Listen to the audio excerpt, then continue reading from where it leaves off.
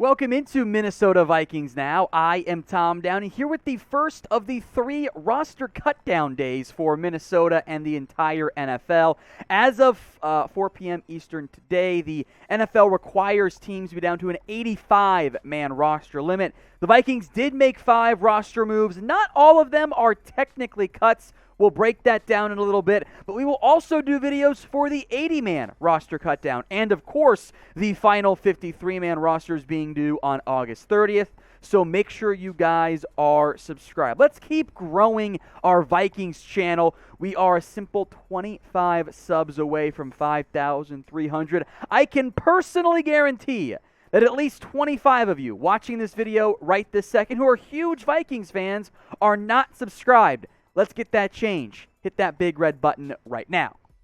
All right, the first of the 5 moves, number 1 is Tye Smith, the veteran corner who is probably one of the 2 most notable names. You got to watch the number 5, though, to see the other one. Smith has been a long-time veteran corner in the NFL. He's bounced around from practice squad to active roster. He's played for Seattle, the Commanders, the Titans, and, of course, most recently, your Minnesota Vikings. Now, he didn't play a ton in the first preseason game. He had 6 special team snaps and 8 defensive snaps. Yeah, that was it.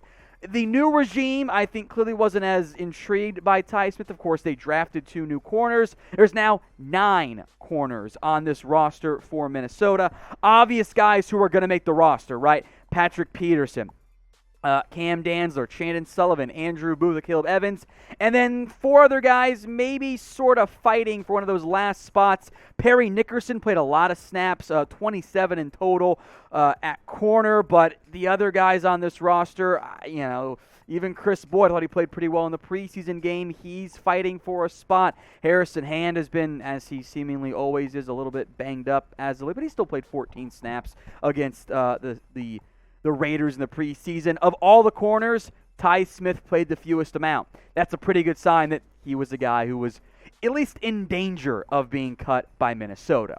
The other 4 names coming up in a moment, but who would you guys have cut? Of all the players on this Vikings roster, knowing that these guys were probably not going to make the team, and or they weren't playing, and or you're trying to juggle the making sure you can survive the 3rd preseason game and have actual bodies to play since your starters aren't going to play much, who would you guys have cut if you were new GM Kwesi-Adofo Mensah? This is the pinned comment on today's video, so drop a name or a couple names if you want in the comment section. The next 2 names we're going to break down were waived, but they were also hit with the waived injured designation. So what that means is if the first player on our list, Tyree Stevenson, clears waivers, he will revert to injured reserve, where the Vikings can keep him on the team all year, not counting on the active roster, pay him, and bring him back again next year. Or what they can do is then work out an injury settlement and release him from IR. Stevenson did play, the undrafted free agent, the mountain of a human being at 6'3", 365 at tallest, I think listed at 355 by Minnesota, but either way, he's a big friggin' guy. He did play against the Raiders, 11 snaps, so he got hurt in that game. Sometimes what you see, by the way, folks, is teams have, there's an injury. I tweaked his hamstring, right? And then they'll waive them to injured reserve. He can get claimed now, along with everyone but Tye Smith. He was just a veteran, so he goes right to free agency. He can get claimed, team can add him. Otherwise, he reverts to IR. I think he'll revert to IR. We'll see if the Vikings end up keeping him there. He was probably never going to make this roster. Harrison Phillips, Tomlinson, Armin Watts, James Lynch, Twyman, Otomewo, even Julian Taylor and Jonathan Bull thought had a better chance. But Stevenson could be a nice developmental project guy as a big-bodied nose guard who, can stop the run pretty decently. We've got a special deal for you guys. The Vikings t-shirt combo pack is still on sale, 40% off over at chatsports.com/Vikings combo. It is the best deal out there, I promise you on that one. Go check it out today, chatsports.com/Vikings combo. If you're a real Vikings fan, you're always kind of adjusting your wardrobe, buying new things every year, every other year, whatever, because shirts get old, right? With that in mind, while you're down there checking out chatsports.com/Vikings combo, let me know how long you've been a Vikings fan for. How many years? Are you new? Is this your first year? Are you a Vikings fan for life? You can just do forever for life if you want, but drop a year for me. How long have you been a Vikings fan?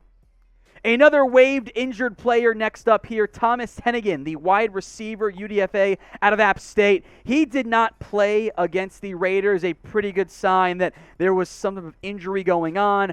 Not a surprise at all, even without the injury stuff going on. Minnesota's got way too many quality receivers on this roster to think that Hennigan had a really great shot at making this team. Pretty solid production last year at App State. We'll see if he ends up getting stashed or released off of injured reserve. Good sign for those of you who are big fans of Tristan Jackson, who I know producer Patrick, our Vikings fan here, is very intrigued by him. If there are some remaining Myron Mitchell fans out there, good name to keep an eye out for as well. We'll see what other moves Minnesota ends up making down the road, but this is a very quality wide receiver core entering this season. All right, back to defense now. These last two names released through waivers. They have to clear waivers, but I doubt they get claimed anyway. Andre Mintze, who we might remember us talking about him back in June. He had signed with the Minnesota Vikings to provide some extra edge rushing depth for the preseason. He didn't play a ton in the first game, 18 snaps, 7 on special teams. The issue was he didn't actually make any impact from that perspective. I thought Louis J. Villain, Janarius Robinson, Zach McLeod, Patrick Jones, etc. I thought all those guys were more impactful, and I think there's a reason why Mintze ends up getting cut. You can get by with your other options in terms of that room, in terms of your edge rushing options.